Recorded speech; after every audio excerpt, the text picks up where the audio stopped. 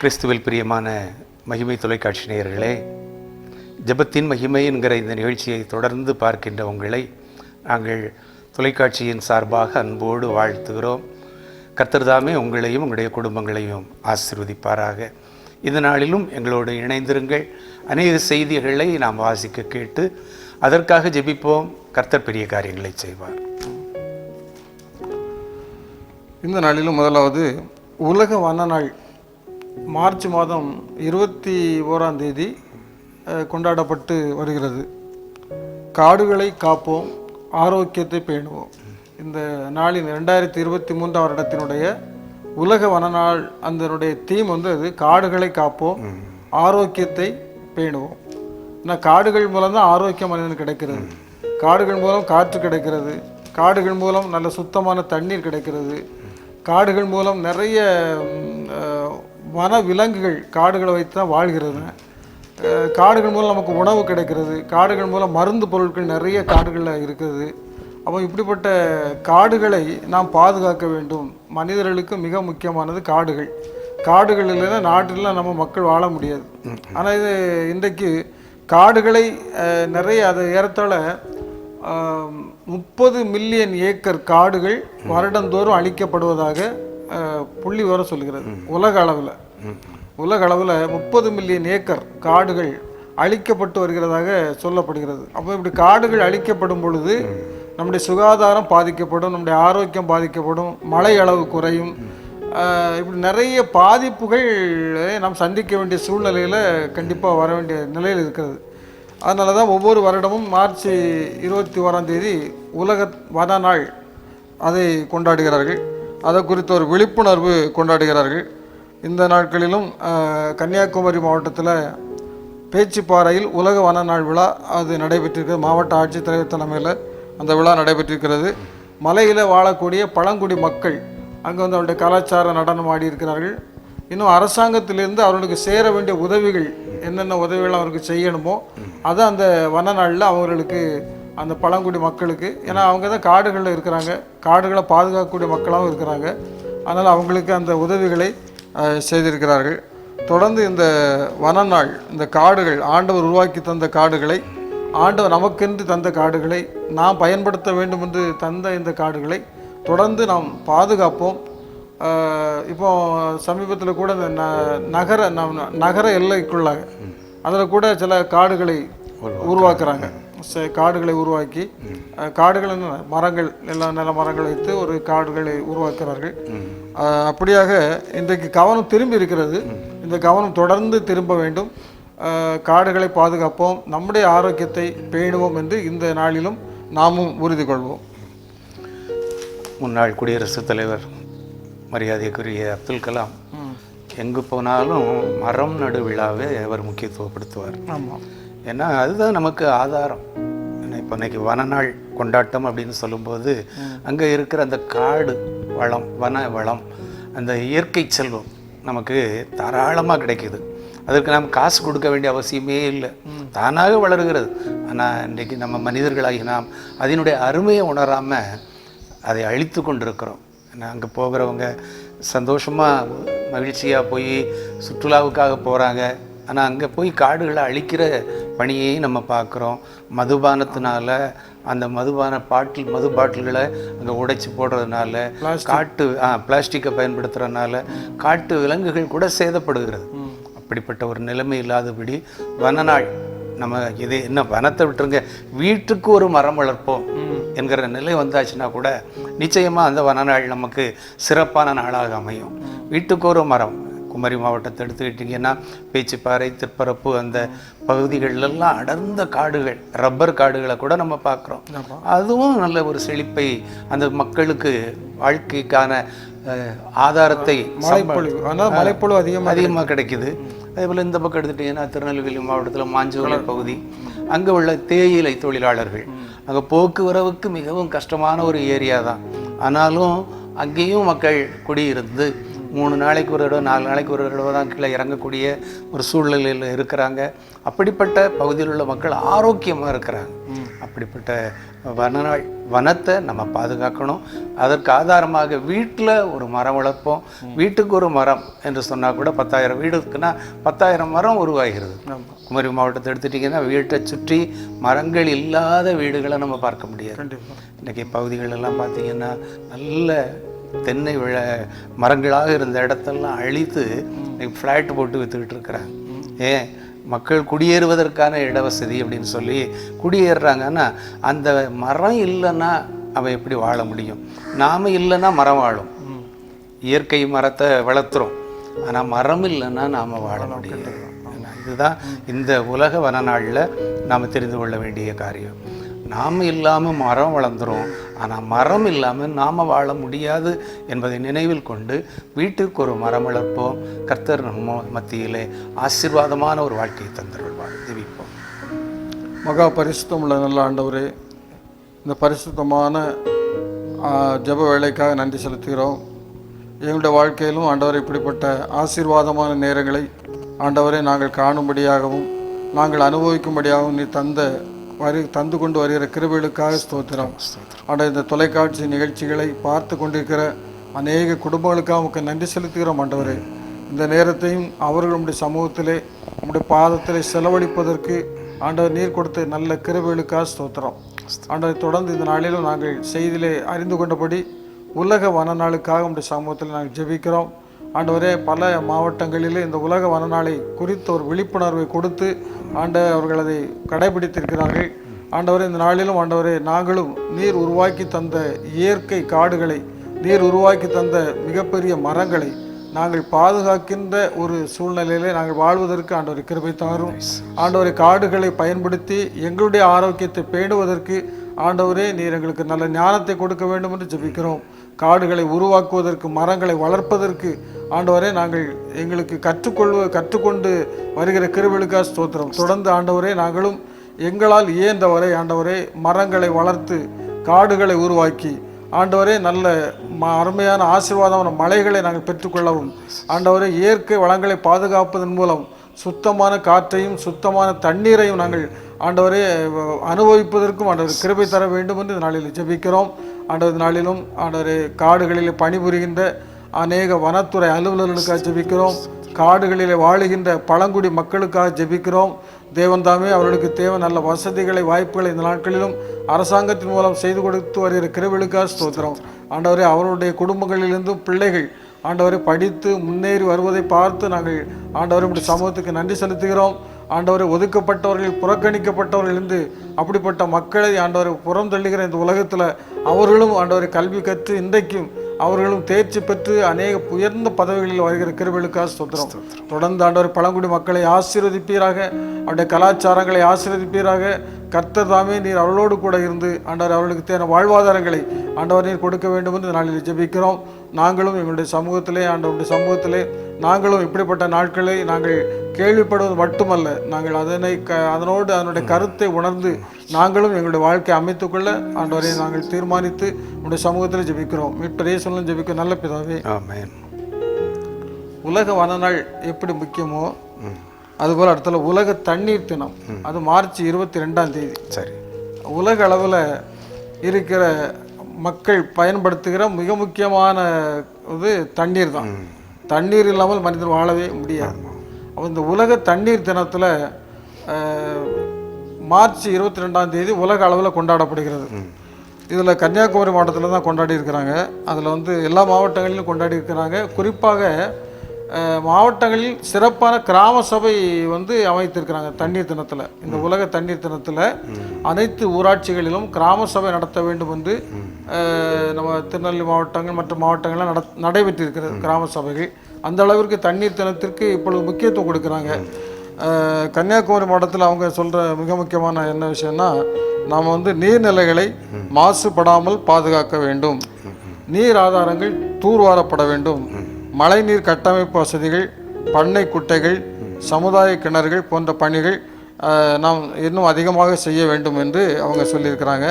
இதன் மூலம் தண்ணீர் வளத்தை, நீர் வளத்தை நாம் பெருக்க முடியும், நாம் தண்ணீரை பாதுகாக்க முடியும், தண்ணீரை சேமிக்க முடியும் என்றெல்லாம் அந்த ஒரு நல்ல முயற்சிகளை எடுத்திருக்கிறார்கள்.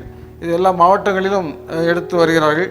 இருந்தாலும் நமக்குள்ள ஒரு காரியம் என்னென்னா, ஆண்டவர் நமக்கு தந்திருக்கிற இந்த தண்ணீரை நாம் பாதுகாக்க வேண்டும். தண்ணீரை வந்து தேவையில்லாமல் செலவழிக்கிறத நம்ம பார்க்குறோம். இப்போ தண்ணீரை வந்து நம்ம சில இடங்களில் தண்ணீர் கிடைக்காத நிலை, தண்ணீர் பற்றாக்குறை உள்ள இடங்கள் நிறைய இருக்குது. நிறைய மாவட்டங்களில், நிறைய கிராமங்களில் போனால் தண்ணீரை வந்து அவங்களுக்கு கிடைப்பதற்காக பல மைல்கள் தூரம் பயணம் செய்கிறார்கள். வட இந்தியாவிலலாம் பார்த்தோம்னா சில மலை கிராமங்களில் அவர்கள் தண்ணீருக்காக பல மைல் தூரம் சென்று தண்ணீர் எடுத்து வருகிறார்கள். அப்படி பல இடங்கள் அப்படி இருக்கிறது. ஆனால் பல இடங்களில் தண்ணீரை வீணாக்குகிறார்கள். இயற்கையில் நம்ம தண்ணீர் வந்து நீர்ப்பாசனத்திற்கு தண்ணீர் இல்லாமல் நீர்ப்பாசனம் இல்லை, தண்ணீர் இல்லாமல் வேளாண்மை இல்லை, தண்ணீர் இல்லாமல் பயிர்கள் வளர முடியாது. அப்போ அப்படிப்பட்ட தண்ணீர் நாம் பலர் வந்து அதை விரயமாக்குகிறதை நாம் பார்க்கிறோம். அதனால் இந்த நாட்களிலும் நாம் தண்ணீரின் மிக அத்தியாவசியமான தேவையை உணர்ந்து இந்த தண்ணீர் தினத்தில் நாமும் தண்ணீரை சேமித்து அல்லது தண்ணீரை எப்படி செலவழிக்க வேண்டும் அப்படி செலவழித்து நாமும் ஆசீர்வாதமாக இந்த உலகத்தில் வாழ்வதற்கு ஆண்டவர் அருள் புரிவாராக. தண்ணீர் அந்த ஒரு தாகம் தீர்க்கின்ற ஒன்று. மனிதனுக்கு தாகம் ஏற்படுவது இயல்பு. ஆண்டவர் கூட தாகமாக இருக்கிறேன் அப்படின்னு சொன்னதாக நம்ம வருஷந்தோறும் தியானிக்கிறோம். இப்படிப்பட்ட அந்த சூழ்நிலையில் உலக தண்ணீர் தினம் மார்ச் 22 நம்ம ஆசரிக்கிறோம். எத்தனை பேர் அதை அறிந்திருக்கிறோமோ தெரியல. ஆனால் தண்ணீரின் அருமையை நாம் கண்டிப்பாக உணர்ந்திருக்க வேண்டும். சொல்லுவாங்க, தாயை கழித்தாலும் தண்ணீரை கழிக்காதே. தாயை கூட நீ வேண்டாம்னு சொல்லி ஒதுக்கிடலாம், ஆனால் தண்ணீர் இல்லாமல் உன்னால் வாழ முடியாது என்கிற ஒரு பழமொழி நம்ம பகுதியில் உண்டு. அதே போல் அன்றைக்கு இஸ்ரவேல் ஜனங்களை வழிநடத்தி செல்லும்போது, ஐயோ எங்களுக்கு குடிப்பதற்கு கூட தண்ணீர் இல்லையே, அதுவும் கசப்பான தண்ணீராக இருக்கிறதே என்று சொன்னபோது ஆண்டவர் அந்த கசப்பான தண்ணீரையும் மதுரமான தண்ணீராக மாற்றி கொடுத்தார். கானாவூர் கல்யாண வீட்டில் கூட அவர்கள் சாப்பிடுவதற்கு திராட்சை ரசம் இல்லாத போது சாதாரண தண்ணீரை அவர்கள் திராட்சை ரசமாக மாற்றி கொடுத்தார். எப்படிப்பட்ட ஆண்டவர் நம்முடைய ஆண்டவர்! கண்மலையிலிருந்து தண்ணீரை வெளிப்படச் செய்தவர், தாகத்தை தீர்த்தவர். இன்றும் நம்முடைய தாகத்தை தீர்ப்பதற்கு அவர் ஆயத்தமாக இருக்கிறார். தாகமாக இருக்கிறவர்களே, நீங்கள் எல்லாரும் என்னிடத்தில் வாருங்கள், பணமுமின்றி விலையுமின்றி திராட்சை ரசமும் பாலும் கொள்ளுங்கள் என்று சொல்லுகிறார். இன்றைக்கு கல்யாண வீடுகளெல்லாம் அந்த வீட்டை கல்யாணம் நடத்துகிறவங்களுக்கு தான் தெரியும் அதில் உள்ள அருமை. ஒரு பாட்டில் தண்ணீர் 5 ரூபாய்க்கு வாங்கி வைக்கிறாங்கன்னா, நாம் அதை குடிப்பதற்காக மட்டுமல்ல, கை கழுவுறதுக்கும் அதை தான் பயன்படுத்துகிறோம், இலையை கழுவுறதுக்கும் அதைத்தான் பயன்படுத்துகிறோம். அது காசு கொடுத்து வாங்கப்பட்டதல்லவா? அந்த திருமண வீட்டார் எத்தனை பேருக்கு நம்ம 500 பேருக்கு சாப்பாடு ஆயத்தம் பண்ணியிருந்தால் 500 பாட்டில் வாங்கி வச்சுருப்பாங்க. ஆனால் நாம் அந்த ஒரு பாட்டிலோடு நிறுத்துறதில்லை, அதை அதிகமாக வீணாக்குறோம். அப்படி வீணாக்காதபடி பயனுள்ள வகையில் நம்ம செலவு செய்தோம்னா உண்மையாகவே இந்த தண்ணீர் தினம் நமக்கு ஆண்டுதோறும் அது நினைவு கூறுகிற தினமாக இல்லை, நாம் ஆண்டவருக்கு நன்றி செலுத்துகிற தினமாக அது நம்ம இன்னைக்கு ஆண்டவர் நமக்கு தண்ணீரை செல்வமாக தந்திருக்கிறார். சில நாடுகளில் பார்க்குறோம்ல, கடல் நீர்லேருந்து தண்ணீர் எடுக்கிறாங்க. கடல் நீர் குடிநீர் அப்போ எவ்வளோ செலவழிக்கிறாங்க. ஆமாம், கடல் நீரை குடினா மட்டும் ஈஸியான விஷயம் தானே. அது எவ்வளோ ரூபாய் செலவழித்து தான். அப்போ அப்படிப்பட்ட ஒரு நிலை நமக்கு வரல. ஆமாம், ஆனால் அதை உணர்ந்து நம்ம வாழ வேண்டும். அதான் முக்கியம். நம்ம உப்பு தண்ணீரை நல்ல தண்ணியை நம்ம வீட்லேயும் மாற்றுறோம். அப்படி மாற்றும்போது அதுக்கான செலவு வரத்தானே செய்யுது. கண்டிப்பாக நமக்கு தண்ணிப்பட்ட பாடு அப்படின்னு வழக்கமாக சொல்லுவாங்க. அது பயிற்று இப்போ என்ன தண்ணிப்பட்ட பாடெல்லாம் போய் இன்னைக்கு சுட்டா தண்ணி குடிக்க வேண்டிய ஒரு பாட்டில் வாங்கி வச்சுட்டு அதை கொஞ்சம் தாகத்தை முழுசும் குடிக்க மாட்டேங்காங்க. சாயந்தரம் வரை ஆஃபீஸுக்கு போயிட்டு வர்றது வரை வேணும்னு சொல்லி கொஞ்சம் கொஞ்சமாக குடிச்சு அப்படி காலி பண்ணிட்டு வரக்கூடிய தண்ணி நல்ல அதிகாலையில் எழுந்து 1 லிட்டர் தண்ணி குடித்தா கூட அது ஆரோக்கியத்தை நமக்கு கண்டிப்பாக கொண்டு வரும். எவ்வளவுக்கு எவ்வளவு நம்ம உடம்புல தண்ணீர் சேர்க்கிறோமோ அவ்வளவுக்கு அவ்வளவு நோய் நம்மளை விட்டு வெளியே போகும். அந்த வியர்வை கழிவு நீராக வெளியேறும், சிறுநீராக வெளியேறும். இப்படிப்பட்ட ஒரு சுத்திகரிப்பு அங்கே தண்ணீர் தருகிறது. அப்படிப்பட்ட அந்த தண்ணீருக்காக நாம் இறைவனுக்கு நன்றி சொல்லுவோம். இறைவன் நமக்கு தாகம் தீர்க்கும் தண்ணீராக இருக்கிறார். அவர் ஜீவ தண்ணீர். அவர் சொல்கிறார்ல, நான் கொடுக்கும் தண்ணீரை குடிக்கிறவனுக்கு ஒரு காலும் தாகம் உண்டாகாது அப்படின்னு சொல்லி சமாரிய ஸ்திரீயினுடைய தாகத்தை தீர்த்த ஆண்டவர் நமக்கும் இன்றைக்கும் அவர் ஜீவிக்கிறவராக இருக்கிறார்.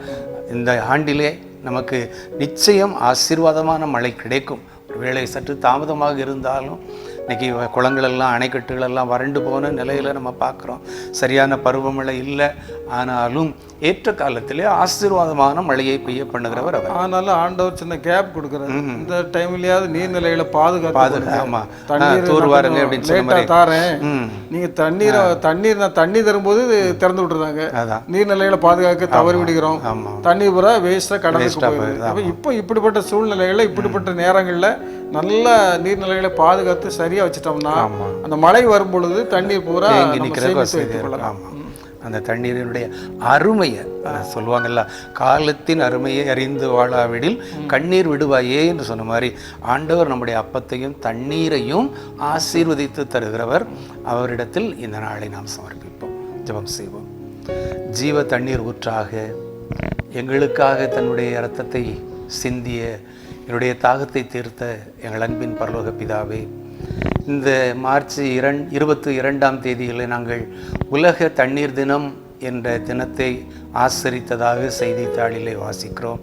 தண்ணீரினுடைய அருமையை நாங்கள் உணர்ந்து தண்ணீரை சிக்கனமாக செலவழித்து ஆண்டவரே அதனுடைய மேன்மையை நாங்கள் புரிந்து கொள்ளத்தக்கதாக இந்த நாளிலே அநேக காரியங்களை நாங்கள் கற்றுக்கொண்டோம். ஆண்டவரே, நீர் தண்ணீரை, ஆண்டவரே ஜீவ தண்ணீரை எங்களுக்கு தருகிறீர். ஒரு நொடி பொழுதிலே சமாரிய பெண்ணுடைய வாழ்க்கையிலே ஒரு பெரிய மாற்றத்தை கொடுத்தீர்.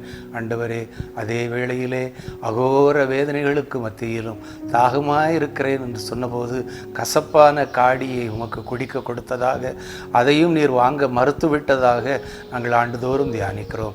ஆண்டவரே, நாங்கள் நல்ல முறையிலே ஆகாரம் அருந்த வேண்டும், தண்ணீர் பருக வேண்டும் என்பதற்காக உம்முடைய மாம்சத்தையும் உம்முடைய இரத்தத்தையும் எங்களுக்காக சிந்தினீர் ராஜா, எங்களுக்காக கொடுத்தீர். அதை உணர்ந்தவர்களாக ஆண்டவரே, அன்று இஸ்ரவேல் ஜனங்களுடைய லட்சக்கணக்கான மக்களுடைய தாகத்தை தீர்த்த ஆண்டவர் இன்றைக்கு எங்களுடைய தாகத்தையும், குறிப்பாக உம்முடைய ஆன்மீக தாகத்தையும் நீர் எங்கள் மூலமாக ஆண்டவரை தீர்த்து கொள்ள வேண்டும் என்று உடைய சமூகத்திலே மன்றாடுகிறோம். தண்ணீரின் அருமையை உணர்ந்து நாங்கள் அதை சிக்கனமாக செலவழிக்க எங்களுக்கு உதவி செய்யும். ஆண்டவரே, தண்ணீர் இல்லாமல் கஷ்டப்படுகிற மக்களுக்கும் ஏற்ற காலங்களிலே நல்ல தண்ணீர் செல்வம் கிடைக்க உதவி செய்யும். இந்த நாட்களிலே வறண்டு போன அணைக்கட்டுகளுக்காக, ஆண்டவரை நீர்நிலைகளுக்காக நாங்கள் ஜெபிக்கிறோம். ஏற்ற காலங்களிலே அது நல்ல முறையிலே சரி செய்யப்பட்டு தூர்வாரப்பட்டு ஆண்டவரை மழைக்காலங்களில் அதிக நீரை சேமித்து வைக்கக்கூடிய ஒரு நீர்நிலைகளாய் மாறத்தக்கதான கிருபை நீர் தாரும். ஆசீர்வாதமான மழையை பெய்ய பண்ணுவேன், அப்பத்தையும் தண்ணீரையும் ஆசீர்வதிப்பேன் என்று சொன்ன ஆண்டவர் எல்லா நன்மைகளையும் தந்து ஆசீர்வதித்து வழி நடத்தும். இயேசுவின் நாமத்தில் ஜெபிக்கிறோம் நல்ல பிதாவே, ஆமென். தூத்துக்குடி மாவட்டத்தில் பள்ளிக்கு திரும்புவோம் அவ்வளோ திட்டத்தை மாவட்ட எஸ்பி திரு பாலாஜி சரவணன் அறிமுகம் செய்திருக்கிறார். தூத்துக்குடி மாவட்டத்தில் பள்ளி படிப்பை நிறுத்திய மாணவ மாணவிகளுக்கு தேவையான உதவிகள் செய்து அவளை மீண்டும் பள்ளியில் சேர்க்க வேண்டும் அப்படிங்கிற ஒரு எண்ணத்தில் பள்ளிக்கு திரும்புவோம் அப்படின்னு ஒரு ஸ்கீம். அதன் அடிப்படையில் சிறுவைகுண்டத்தில் காவல் துணை கோட்டத்துக்கு உட்பட்ட பகுதிகளில் பள்ளி படிப்பை இடையிலே நிறுத்திய மாணவர்களை குறித்து கணக்கெடுத்து ஆழ்வார்த்தேனூரில் அண்ணா நகரை சேர்ந்த லோகநாதன் மகள் தாமரைக்கனி என்ற மாணவி நாசரேத்தில் உள்ள ஒரு மேல்நிலை பள்ளியில் படித்து கொண்டு வந்திருக்கிறார். 9ஆம் வகுப்பில் படித்து வைக்கும்போது குடும்ப சூழ்நிலை காரணமாக அல்லது குடும்ப வறுமையின் காரணமாக படிப்பை நிறுத்திவிட்டார்.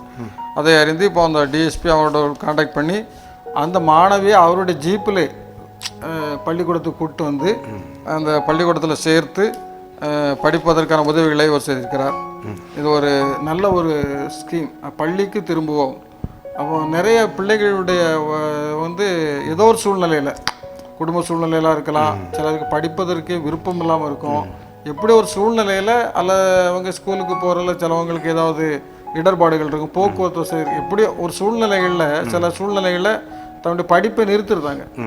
அவங்களையெல்லாம் கணக்கெடுத்து அந்த பள்ளிகளுக்கு மீண்டும் அவர்களை அனுப்பி அவர்களுக்கு தேவையான உதவிகளை செய்வதற்கு தூத்துக்குடி காவல்துறை எடுத்துக்கொண்ட அந்த முயற்சியை நம்ம பாராட்டணும்.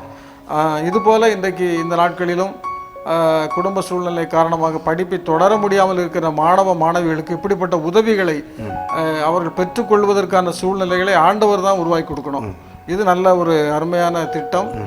இப்படி திட்டத்தின்படி அநேக பிள்ளைகள் பயன்பெறுகிறார்கள். எல்லாருக்கும் இந்த வாய்ப்புகள் கிடைக்காது. படிப்பதற்கான வாய்ப்புகளை கற்று கல்வி கற்பதற்கான வாய்ப்புகள் பலருக்கு கிடைப்பதற்கான காரியங்கள், இந்த சூழ்நிலைகள் குறைவாக இருக்கிற இந்த நாட்களில் அவர்களுக்கு அப்படிப்பட்ட சூழ்நிலைகள்லாம் உருவாக்கி கொடுத்து அவர்களையும் பள்ளியில் சேர்த்தன இந்த பிள்ளை நாளைக்கு ஒரு நல்ல ஒரு பள்ளி கல்வி முடித்து ஒரு நல்ல ஒரு தொழில், ஒரு நல்ல வேலைக்கு செல்லக்கூடிய வாய்ப்புகள் இருக்கிறதுல. அதுபோல் இன்றைக்கு இப்படிப்பட்ட நல்ல காரியங்களை, நற்காரியங்களை, நற்கிரியைகளை செய்வதற்கு அரசாங்க துறையில் உள்ள அதிகாரிகள் அந்த எண்ணத்தில் இப்படிப்பட்ட காரியங்கள் உதிப்பது ரொம்ப ஆச்சரியமான விஷயம். தங்களுடைய துறை, தங்களுக்கு என்ன வேலை இருக்குது, காவல்துறைக்கு என்ன வேலை இருக்குது, காவல்துறைக்கு காவல்துறை சட்டம் ஒழுங்கு பாதுகாக்கணும், அதுதான் முக்கியமான வேலை. ஆனால் அதையும் தாண்டி இப்படிப்பட்ட ஒரு சிந்தனை அவர்களுக்கு வருவது என்பது ரொம்ப உண்மையிலே மிகப்பெரிய ஆச்சரியம், மிகப்பெரிய பாராட்டுக்குரியது. இப்படி நம்முடைய பகுதிகளிலும் இருக்கின்ற மாணவர்கள் அப்படி யாராவது இருந்தால் அவர்களை கண்டறிந்து அவர்களை பள்ளிக்கு அனுப்புவதற்கான உதவிகளை நாமும் செய்வோம். நம்மால் முயன்றவரை நாமும் செய்வோம். ஆண்டவர் நம்மை ஆசீர்வதிப்பார். கல்வித்துறை ஆற்ற வேண்டிய பணியை காவல்துறை ஆற்றுகிறதை நாம் பார்க்கிறோம். சொன்ன மாதிரி காவல்துறை அவர்கள் சட்ட ஒழுங்கை பாதுகாக்க வேண்டியவர்கள். ஆனால் கல்வித்துறையில் அவர்கள் காட்டிய அந்த அக்கறை எல்லா காவல்துறை அதிகாரிகளுக்கும் அது வராது. என்ன, கர்ம வீரர் காமராஜர் முதல்வராக இருந்தபோது வாகனத்தில் பயணம் செய்கிறாரு. ஆடு மேய்ச்சிக்கிட்டு இருந்த பிள்ளைகளை பார்த்து, ஏன்பா பள்ளிக்கூடத்துக்கு போகலன்னா, யார் எங்களுக்கு சாப்பாடு தருவா, நாங்கள் ஆடு மேய்ச்சாதானே எங்களுக்கு சாப்பாடு கிடைக்கும்னு சொன்னபோது அந்த மதிய உணவு திட்டத்தை கொண்டு வந்ததாக நம்ம பார்க்குறோம். அவர் பாட்டுக்கு போயிருக்கலாம், முதல்வர் தானே, அவர் பாட்டுக்கு அவர் வாகனத்தில் போயிருக்கலாம். ஆனால் ஒரு சின்ன பையன் ஆடு மேய்க்கிறத பார்த்து அவன் பள்ளிக்கு போகவில்லையே என்கிற ஒரு ஆதங்கம் அந்த காமராஜர் உள்ளத்தில் வந்தது போல் இந்த காவல்துறை அதிகாரிக்கும் ஆண்டவர் அவருடைய மனதிலே பேசி அந்த சிறுமியை ஒரு பள்ளிக்கூடத்தில் கொண்டு சேர்த்ததாக இந்த நாளிலே நாம் பார்க்கிறோம். இதே போல் நாமும் ஆங்காங்கு எழுத்தறிவு பள்ளிக்கு செல்லாதவர்கள் ஆங்காங்கு இருப்பார்கள் என்று சொன்னால் அவர்களையும் அருகில் இருக்கிற கடந்த நாட்களில் மாண்புமிகு சபாநாயகர் அவர்கள் இங்கே அருகாமையில் இருக்கிற ஒரு பள்ளிக்கூடம் 8ஆம் வகுப்பு வரை இருக்கிற பள்ளிக்கூடத்துக்கு போய் பார்வையிட்டு அது ஒரு உயர்நிலை பள்ளியாக உயர்த்தப்பட வேண்டும். ஏன்னா அங்கேருந்து 10 கிலோமீட்டருக்கு தள்ளி போனால் தான் ஒரு உயர்நிலை பள்ளி. அதை பார்வையிட்டு அதற்கான நிதி உதவியை தன்னுடைய சொந்த பணத்திலிருந்து கொடுத்து அதற்கு வேண்டிய வழிமுறைகளை அவர் செய்ததாக நம்ம செய்தித்தாளில் படித்தோம். இன்னொன்றும் செய்திருக்கிறாரு, ஒரு பள்ளிக்கூடத்துக்கு முன்பதாக பேருந்து நிற்காம போகுது. அப்போ பிள்ளைகள் வந்து கொஞ்சம் தூரம் தள்ளி இறங்கி தான் நடந்து வர வேண்டியிருக்கு. அதனால வகுப்புக்கு லேட் ஆகுது. அப்போ அதை அவர் பார்த்துட்டு அந்த பஸ்ஸை நிறுத்தி அந்த டிரைவர்கிட்ட பேசி அந்த போக்குவரத்து துறை அந்த அவங்க சம்பந்தப்பட்ட அலுவலரிடம் உயர் அலுவலரிடம் பேசி அந்த பள்ளிக்கூடத்தில் அந்த வண்டி பஸ்ஸு வரக்கூடிய பேருந்து மாணவர்களை இறக்கிட்டு தான் போகணும் அப்படிங்கிற ஒரு நல்ல ஒரு ஆணையம் வாங்கி கொடுத்துருக்காரு. அப்போ இதெல்லாம் ஒரு கன்சர்ன், மாணவர்களை பற்றி அக்கறை அவர்களுக்கு வரும்போது அதனால அந்த சமுதாயம் மாணவ சமூகம் பயன்படுகிறது. சபாநாயகர் ஒரு ஆசிரியராக இருந்தவர். என்ன, அதனால பள்ளிக்கூடங்கள்லாம் இப்போ குறிப்பாக இந்த ராதாபுரம் தொகுதியில் 300க்கும் மேற்பட்ட பள்ளிகளில் அந்த ஸ்மார்ட் டிவி வாங்கி கொடுத்து கற்றல் மாணவர்களுக்கு கற்றல் வந்து தானாக சுய கற்றல் கற்றுக்கொள்வதற்கான வசதி வாய்ப்புகளை திறனை வளர்ப்பதற்கு செய்து கொடுத்துருக்குறாங்க. அது மட்டும் இல்லை, ஆங்கில கல்விக்கு சின்ன பிள்ளை இன்னைக்கு ஆங்கில வழி கல்விக்கு போயிடக்கூடாது, தமிழ் வழி கல்வி அழிந்து விடக்கூடாது என்பதையும் அவர் மனதில் வைத்து ஆங்கிலத்தில் மாணவர்களோட உரையாடியதையும் பாடம் நடத்துவதாகவும் நம்ம செய்தித்தாளில் படிச்சிருக்கிறோம். அப்படிப்பட்ட அந்த கல்வித்துறையை எந்த அரசு முக்கியமாக கையில் எடுத்து எண்ணும் எழுத்தும் என்கிற ஒரு பயிற்சி பொழுது ஆசிரியர்களுக்கு கொடுக்கப்பட்டு அது மாணவர்கள் மத்தியில் செயல்படுத்தப்பட்டு வருகிறது. என்ன, அப்படிப்பட்ட அந்த எண்ணும் எழுத்தும் தான் வாழ்க்கையில் 2 கண்கள். என்ன, கற்றவர்களுக்கு தான் அது முகத்தில் கண்கள், கல்லாதவர்களுக்கு அது முகத்தில் புண்கள் என்று வள்ளுவர் சொல்லுவார். அப்படிப்பட்ட அந்த கல்வியினுடைய மேன்மையை உணர்ந்த காவல்துறைக்கு நாம் இந்த நாளில் நன்றி செலுத்துவோம். பாடசாலைக்கு செல்லாத பிள்ளைகள் பாடசாலைக்கு செல்வதற்கு அவர்கள் மூலமாக மட்டுமல்ல, நாமும் அதற்கான நம்மால் இயன்ற காரியங்களை செய்வோம். நம்முடைய ஊரில் இருக்கிற பாடசாலைகள் மூடப்படக்கூடிய நிலையில் இருக்கிற பள்ளிகளுக்கு நம்மால் இயன்ற உதவிகளை செய்து அந்த பள்ளி வளர்ச்சி பெற கர்த்தர் உதவி செய்யும்படியாக இந்த நாளிலே நாம் ஜெபிப்போம். எங்களை நேசிக்க நல்ல ஆண்டவரை இந்த நல்ல ஜெப வேளைக்கு நன்றி செலுத்துகிறோம். ஆண்டவரை இந்த நாளிலும் குறிப்பாக பள்ளிகளுக்கு கல்லூரிகளுக்கு செல்ல முடியாமல் தவித்து கொண்டிருக்கிற மாணவர்களுக்காக விசேஷமாக ஜெபிக்கிறோம். ஆண்டவரை குடும்பத்தின் வறுமை சூழ்நிலையின் காரணமாக அல்லது வேறு ஏதாவது சூழ்நிலையின் காரணமாக ஆண்டவர் தன்னுடைய படிப்பை தொடர முடியாமல் ஆண்டவரை கஷ்டப்பட்டு கொண்டிருக்கிற அருமையான பிள்ளைகளுக்காக விசேஷமாக ஜெபிக்கிறோம். ஆண்டவர் அந்த பிள்ளைகளையும் நினைவில் கொண்டு அப்படிப்பட்ட பிள்ளைகளுக்கு உதவி செய்ய வேண்டும் என்ற எண்ணத்தோடு ஆண்டவர் செயல்பட்ட காவல்துறை, தூத்துக்குடி மாவட்ட காவல்துறையில் உள்ள அதிகாரிகளுக்காக ஆண்டவர் நாங்கள் விசேஷமாக நன்றி செலுத்துகிறோம். ஆண்டவர் அவர்கள் எடுத்த முயற்சியின் மூலம் ஆண்டவர் ஒரு அருமையான மாணவியை அவர்கள் பள்ளியில் சேர்த்து மீண்டும் படிப்பதற்கான உதவிகளை செய்திருப்பதாக செய்தியிலே வாசிக்கிறோம். தேவன் தாமே இப்படிப்பட்ட நல் அதிகாரிகளை ஆண்டவரை இந்த நாடுகளிலே தந்திருக்கிற கிருபைகளுக்காக ஸ்தோத்திரம். நல்ல எண்ணம் கொண்ட உயர் அலுவலர்களை ஆண்டவரை நீ தந்ததற்காக ஸ்தோத்திரம். சமுதாய தொண்டையும் ஆண்டவரை சமுதாயத்தில் அக்கறை உள்ளவர்களாக, நற்கிரியைகளில் பக்தி வைராக்கியம் உள்ளவர்களாக நீங்கள் மாற வேண்டும் என்ற உடைய வேத வார்த்தையின்படி இன்றைக்கு நற்கிரியைகளிலும் ஆண்டவரை அவர்கள் செய்கின்ற காரியங்களை நினைத்து நாங்கள் உங்களுக்குள்ளாக சந்தோஷப்படுகிறோம். ஆண்டவர் இந்த நாள் விசேஷமாக உங்களுடைய மாண்புமிகு சபாநாயகர் அவர்களுக்கு நன்றி செலுத்துகிறோம். ஆண்டவரை அவர்களும் கூட இந்த நாட்களிலே பள்ளிகளுக்கு சென்று அந்த மாணவர்களுக்கு தேவையான அந்த ஸ்மார்ட் போர்டு வசதியை அவர்கள் செய்து கொடுத்து அறிவுத்திறனை பிள்ளைகள் பெற்றுக்கொள்ள வேண்டும். இளம் வயதிலே அவர்கள் அதிகமான அறிவுத்திறனோடு அவர்கள் வளர வேண்டும் என்ற உன்னத நோக்கத்தோடு கூட அவர்கள் கொடுக்கிற அந்த அருமையான திட்டத்திற்காக நன்றி செலுத்துகிறோம்.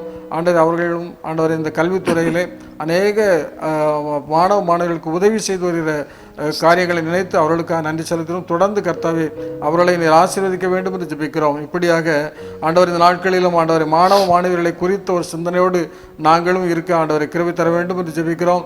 ஆண்டவரே, குடும்பத்தின் வறுமை சூழ்நிலையின் காரணமாக இன்னும் பள்ளிக்கு செல்லாமல் இருக்கிற பிள்ளைகளுக்கு விசேஷமாக ஜெபிக்கிறோம். ஆண்டவரே, தேவன் தாமே அவர்களுக்கு தேவையான வசதிகளை தேவையான உதவிகளை பரத்தில் இருந்து மனிதர்கள் மூலமாக ஆண்டவரே நீர் அவர்களுக்கு கொடுக்க வேண்டும் என்று நம்முடைய சமூகத்தில் ஜெபிக்கிறோம். கர்த்தர் பெரிய காரியங்களை செய்வீராக. மீட்பர் இயேசுவின் ஜெபிக்க நல்ல பிதாவே, ஆமென். ஒரு முக்கியமான ஒரு செய்தி வந்திருக்கிறது. கொரோனா பரவல் அதிகரிப்பு, பிரதமர் அதிகாரிகளுடன் அவசர ஆலோசனை நடத்தியதாக ஒரு செய்தி வந்திருக்கிறது. இந்த காரியத்திற்காக நாம் விசேஷமாக ஜெபிப்போம். இது பல ஆண்டு 2019 வருடம் 20 வருடத்திலும் நாம் ஜெபித்து கொண்டே இருக்கிறோம். ஆனாலும் இப்பொழுதும் மீண்டும் கொஞ்சம் பரவி வந்திருக்க சொல்கிறாங்க. தினசரி கொரோனா பாதிப்பு 100 என்ற அளவுக்கு வந்த நிலையில் தற்போது 1000 கடந்து விட்டது. சமீப காலமாக இந்தியாவில் கொரோனா பாதிப்பு 100 தான் அப்படி இருந்தது. இப்போ 1000 கடந்து 1300க்கும் அதிகமான மக்கள் பாதிக்கப்பட்டதாக செய்தி வந்திருக்கிறது. எனவே உடனடியாக அரசாங்கம் நடவடிக்கை எடுக்க ஆரம்பித்துள்ளது. இந்த காரியத்தை ஜெபித்து நாம் இந்த நாளில் நிறைவு செய்யலாம். ஜெபம் செய்வோம். நானே உன் பரிகாரியை கர்த்தர் என்று சொன்னாண்டவரே, அப்பத்தையும் தண்ணீரையும் ஆசீர்வதிப்பேன், வியாதியை உன்னிலிருந்து விலக்குவேன் என்று சொன்னீரே. கடந்த 2019 ஆண்டிலே எங்களுடைய பகுதியிலே பரவிய கொரோனா வியாதியை ஆண்டவரே நீர் தடுத்து நிறுத்தினீர். அதனுடைய விளைவுகள் நாங்கள் 3 ஆண்டுகள் அனுபவித்தோம். ஆண்டவரே, இந்த ஆண்டு கொஞ்சம் நிம்மதியாக இருந்தபோது மறுபடியும் அது தலை தூக்குவதாக செய்தித்தாளிலே பார்க்கிறோம். குறிப்பாக ஆண்டவரே, இந்தியாவிலே நூற்றுக்கணக்காக என்று இருந்த கொரோனா இன்றைக்கு ஆயிரக்கணக்காக உயர்ந்திருப்பதை குறித்து வருத்தத்தோடு உடைய சமூகத்திலே ஜெபிக்கிறோம். நீர் எங்களை சுற்றிலும் வேலி அடைத்து பாதுகாக்கிறவர் ஆண்டவரே. நீர் எங்களுக்கு அடைக்கலமானவர். நீர் எங்களுக்கு அரணாய் இருக்கிறீர். வியாதியை உன்னிலிருந்து விலக்குவேன் என்று சொன்னீர். ஆண்டவரே, எகிப்தியருக்கு வரப்பண்ணின ஒரு வியாதியையும் நான் உங்களுக்கு வரப்பண்ணேன் என்று நீர் சொல்லி வாக்கு கொடுத்தீர். ஆண்டவரே, இப்படிப்பட்ட ஆண்டவர் தாமே ஆண்டவரே, இந்த கொரோனா வைரஸ் எங்களை பாதிக்காதபடி நீர் பாதுகாத்துக்கொள்ளும். ஆண்டவரே, குறிப்பாக இளைஞர்கள் அல்லது சிறுவர்கள் இது நிமித்தமாக பாதிக்கப்படாதபடி நீர் பாதுகாத்துக்கொள்ளும். அவருடைய எதிர்காலம் கர்த்தருக்குள் ஆசீர்வாதமாக இருக்க, கர்த்தருக்குள் சாட்சியான வாழ்க்கை வாழ்வதற்கு இப்படிப்பட்ட காரியங்கள் மூலமாக அவர்கள் பலப்பட நீர் உம்முடைய சமூகத்தில் ஆண்டவரை பிள்ளைகள் உறுதியாய் தரித்து நிற்க மன்றாடுகிறோம். கர்த்தாவே, பெரிய காரியங்களை செய்யும். நோய் நொடியற்ற ஒரு சமுதாயத்தை எங்களுக்கு தாரும். இயேசுவின் நாமத்தில் ஜெபிக்கிறோம் நல்ல பிதாவே, ஆமென். கிறிஸ்துவுக்கு பிரியமானவர்களே, இந்த நாளிலும் ஜெபத்தின் மகிமை என்ற நிகழ்ச்சியை நீங்கள் எங்களோடு கூட சேர்ந்து ஜெபித்தீர்கள். ஆண்டவர் உங்களை ஆசீர்வதிப்பாராக. நாமும் நம்முடைய வாழ்க்கையில் காடுகளை நேசித்து ஆரோக்கியத்தை பேணுவோம். தண்ணீரை சிக்கனமாக செலவழித்து நமக்கு நம்முடைய உடல் சுகாதாரத்தை நாம் பேணிக்கொள்வோம். இன்னுமாக பள்ளிகளிலே செல்லாமல் இருக்கிற மாணவர்களுக்கு நம்மால் இயன்ற உதவிகளை செய்து கல்வி தொடர வாய்ப்பு ஆண்டவர் நமக்கு தருவாராக. இப்படி நோய் நொடியிலிருந்து இந்த நாள் வரைக்கும் பரவக்கூடிய இந்த நோய் நொடியிலிருந்து ஆண்டவர் நம்மை பாதுகாத்துக் கொள்ளும்படியாக தொடர்ந்து நாம் ஜெபிப்போம். இந்த காரியங்களுக்காக நீங்களும் தொடர்ந்து ஜெபியுங்கள். ஆண்டவர் உங்களை உங்கள் குடும்பத்தை ஆசீர்வதிப்பார். நன்றி, வணக்கம்.